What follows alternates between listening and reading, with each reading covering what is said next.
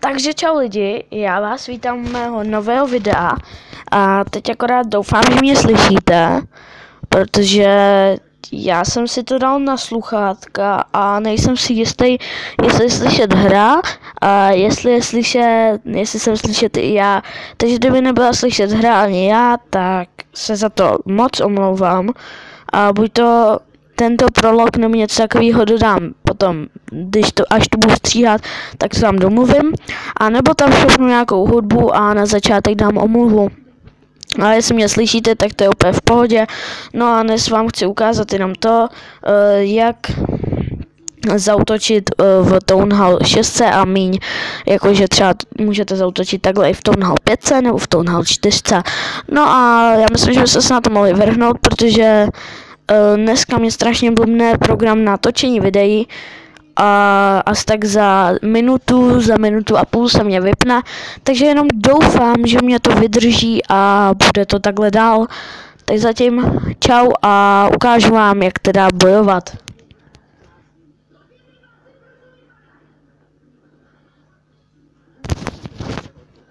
První věc, co bych vám chtěl doporučit, hledejte velký loot a nekoukejte se moc na pohárky, hlavně hledejte velký loot.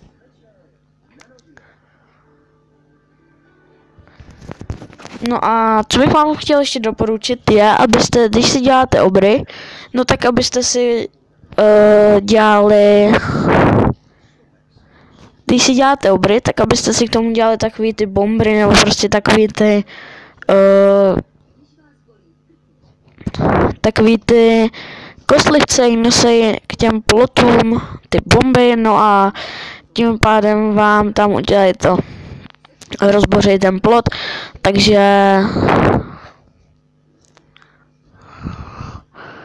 takhle asi, no. A teď jsem našel dobrý loot, no ale já myslím, že ho vůbec nemůžu dát, protože ten už je moc silný, sice má to na venku, ale ten vnitřek tady má moc těžký, má tady kanony na level 10, myslím, nebo 9, no a tady to je moc malý loot, moc velký, moc malý loot teda zase. Dneska jsem trochu nesvůj, protože už tohle fakt, už jsem unavený z tohle točení, protože už to točí asi po 6. No a nikdy se mě to neuloží, anebo se mě to uloží v půlce toho videa, nechce se mě to potom dotáčet, protože třeba já už jsem tam měl jednou rozbojováno, no a v půlce toho boje mě to tam vyskočilo, no a jak mám narychlo v půlce boje, prostě začít točit, když se vám to vypne, že jo, takže to je úplná kravina, no a já už tady hledám chviličku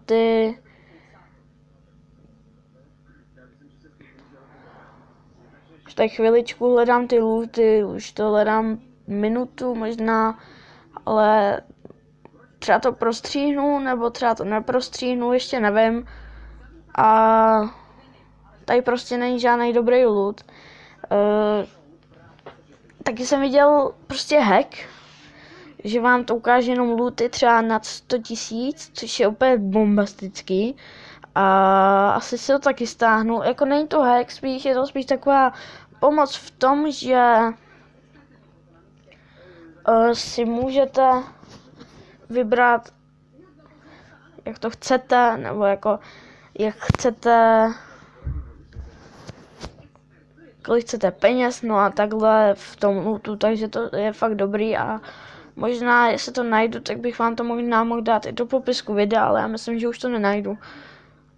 A třeba natočím potom nějaký samostatný video jenom o tom, jak si dát ty gemy tam. No ale už tak.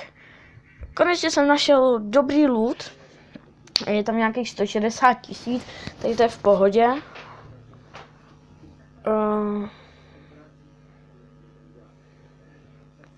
Tak.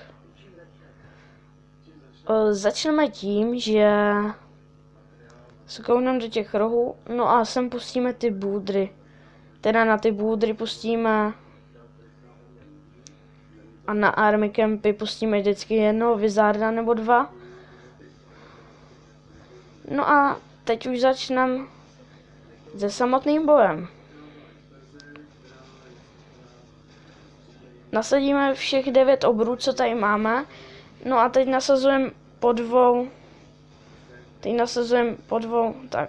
Hodíme tam jeden spell, hned ten začátek. No a nasazujeme tam takhle pomaličku po 2 wizardy. Ty wizardy nasazujeme po 2, protože potom líp brání, když jsou 2. No a já myslím, že teď už tam nasadím všechny 3, co mě zbyly. A dám tam to, co jsem dostal v klanu. No a tady mám poslední 2 obry, hodím to někam sem, aby mě to zabránilo tomu.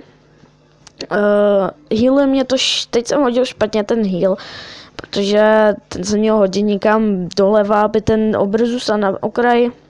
No a teď to akorát healuje samostatného wizarda, který už tam jenom zbyl. No a teď už vidíte, že dostával jsem se přes všechny zbraně. No a zbyl tam jenom kanon nějaký. A zbyl tam jenom mortár, který je na 3 a teď už není na ničem. Takže teď už jenom vyberu tohle a mám to na 95%. Takže vidíte, že tohle byl úplně lehoučký boj v multiplayer battlu nebo něco takového. Takže jsem rád, že jste se koukli na tohle video a zatím čau.